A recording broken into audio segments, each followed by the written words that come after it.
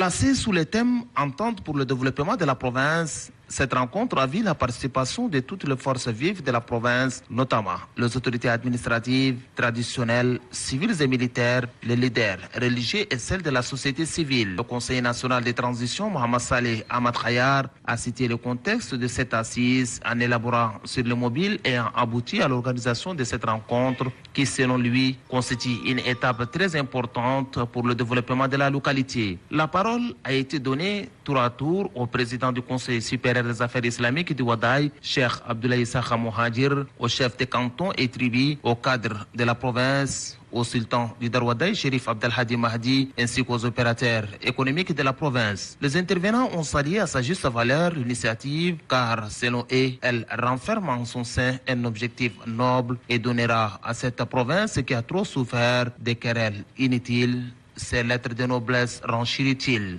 Pour sa part, le conseiller de la République, Mohamed Salah Abdeljelil Yahya, a loué la volonté et l'engagement des fils de la province avant de prodiguer des sages conseils, non seulement sur les éléments permettant à la réussite de la rencontre, mais bien au-delà pour une vie harmonieuse. À l'issue de cette rencontre, des recommandations allant dans le sens du développement ont été reformulées. Les participants ont également adressé une motion de remerciement au président de transition et aux autorités locales pour la tenue de cette rencontre. Le gouverneur de la province du Wadaï, Bachar Ali Suleiman, s'est réjoui de la tenue de cette rencontre en se félicitant du résultat obtenu avant d'éviter le cadre de la province d'œuvrer pour la paix et la cohésion sociale. Il a été décidé à l'unanimité de régler tous les conflits et les différends pour œuvrer dans le sens du développement.